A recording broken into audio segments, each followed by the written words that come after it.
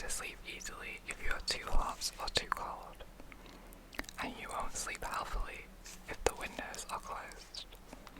So open the windows wide in all weathers except fog, and keep warm by putting over yourself more blankets or a dressing gown or an overcoat. People who suffer from cold feet should put on socks.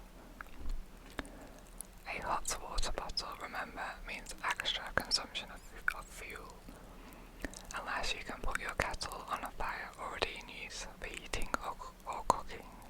Noise is another disturber of sleep, as you'll know if you're on night shift. Earplugs will help to keep noise out. If you have been working indoors all day, a quarter of an hour's walk in the open air before bedtime may give you a pleasant feeling of mental relaxation that will quickly bring on sleep. Someone in your household may suffer badly from insomnia and feel run down as a result. In this case, seek a doctor's advice and don't lose sleep worrying about what the doctor will think of you if you go to him. The National Health Insurance Scheme was invented to make it easier for you to have the benefit of his advice when you really need it. A word to those who worry. Generally speaking, before the war there was an increase in the number of worriers, of people who felt anxious about nothing in particular. During the war there seems to have been fewer of these people, less personal anxiety. This may be because the real danger we all face is bigger than the imaginary dangers that make people nervy, and there is a closer feeling of unity, of being together. What makes you worry? It is usually the sensitive person who becomes nervy and anxious. It is not cause for shame. Such people can help themselves to some extent by seeking within themselves the cause of their anxiety. You will agree that the person who is kindly and tolerant is happier than one who is not. It is quite true that it is easier for some people to be kindly and tolerant. If you find this difficult, watch in yourself for the first signs of hate and envy and nip them in the bud.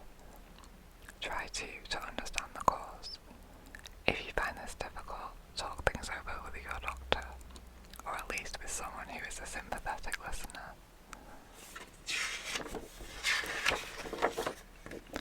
Now for some tips on how to keep yourself well, because your health is the most important thing. Without good health, full happiness cannot be obtained.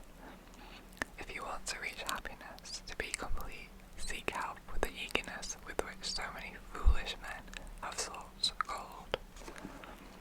Good health is the real riches. It is up to you to get it and to keep it. The pursuit of good health can be an adventure, and in this adventure all the doctors and the health services in the country are there to help you. Don't think you are too old to begin. Don't think that taking thought about yourself is morbid, unhealthy. The human body is a marvelous piece of construction. The human mind is a most delicately adjusted mechanism. Remember too that good health is not just something the young have. Each period of life has its standard of good health. The health of old age is ripeness and mellowness. The health of youth is energetic and expansive. Whatever your age, try for the best health available to you. The very first rule of health is to be regular in the habits of living, eating, sleeping, resting, working. Slavish following of a routine is just as harmful as continually living on the impulse of the moment. Make the most of your spare time.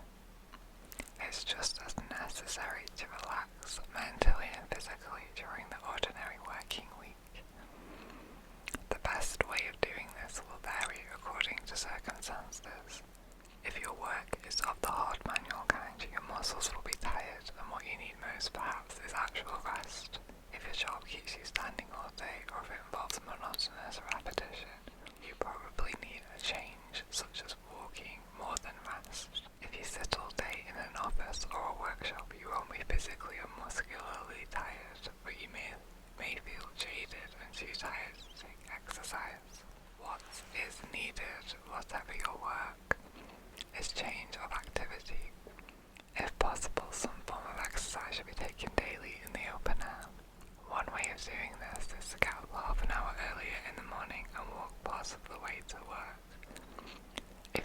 too tired at the end of the day, you might also walk part of the way back.